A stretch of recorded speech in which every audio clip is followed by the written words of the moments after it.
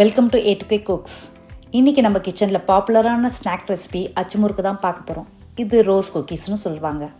இது ஒரு மைல்டான ஸ்வீட், மோஸ்ட்லி கிறிஸ்மஸ் டைமில் செய்வாங்க. எவ்ரி டைம் இந்த ரெசிபி செய்யும்போது it brings me nostalgic memories.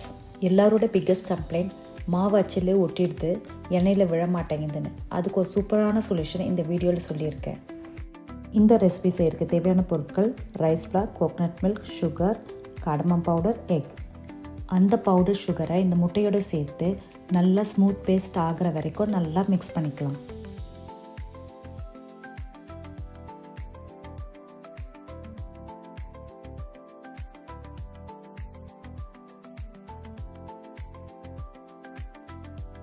ஒரு ஸ்பூன் காடமம் பவுடர் சேர்த்து நல்லா மிக்ஸ் பண்ணிக்கலாம். இப்போ நல்லா ஸ்மூத் பேஸ்ட் ஆகிடுச்சு. இப்போது 1.25 கப் கோகனட் மில்க், தேங்காய் பால் அதோடு சேர்த்து எல்லாம் ஒன்றா பிளெண்ட் ஆகிற வரைக்கும் மிக்ஸ் பண்ணலாம்.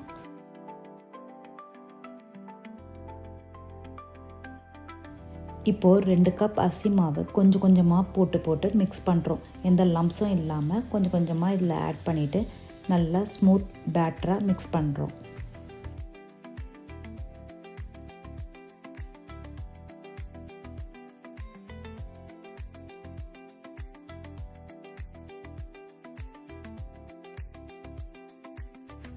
இதோட கன்சிஸ்டன்சி தோசை மாவோட கொஞ்சம் தண்ணியாக இருக்கணும். இந்த அச்சு முறுக்கு செய்யறதுக்கு அச்சு எப்படி ரெடி பண்ணணுன்னா, ஒரு 4 நாள் முன்னாடி, இன்றைக்கி செய்கிறீங்கன்னா அதுக்கு 4 நாள் முன்னாடியே நல்லா இந்த அச்சில் எண்ணெயை தடவி வச்சுடுங்க.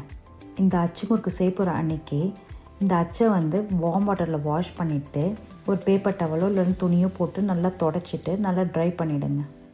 இப்போ அச்சு முறுக்கு செய்யறதுக்கு கடாயில் எண்ணெயை விட்டுட்டு இந்த அச்சும் அது உள்ளே விட்டுருங்க. எண்ணெயில் முழுகிற அளவுக்கு விட்டுருங்க. எண்ணெய் சூடாகும் போது இந்த அச்சும் நல்லா சூடாகும். நல்லா சூடாயிட்டனே மாவில் டிப் பண்ணிவிட்டு எண்ணெயில் விடுங்க.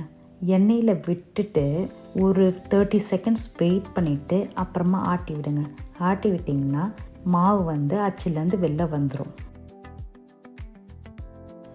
இது குக் பண்ணுறதுக்குனா ரொம்ப நாள் டைம் எடுக்காது, உடனே செவந்து வந்துடும். லைட்டாக நம்ம கோல்டன் ப்ரௌன் ஆனோடனே எடுத்துடலாம். இன்னொன்று முக்கியமான டிப் என்னென்னா, இந்த அச்சை ஒரு 90% தான் இந்த பேட்டரில் டிப் பண்ணணும். அப்போ தான் அச்சுலேருந்து மாவு வெளியில் வரும். இன்னொன்று முக்கியமான விஷயம், ஒரு தடவையும் அந்த அச்சை டிப் பண்ணுறதுக்கு முன்னாடி, மாவில் டிப் பண்ணுறதுக்கு முன்னாடி சூடான ஆயிலில் ஒரு 30 செகண்ட்ஸ் தான் அது இருக்கணும்.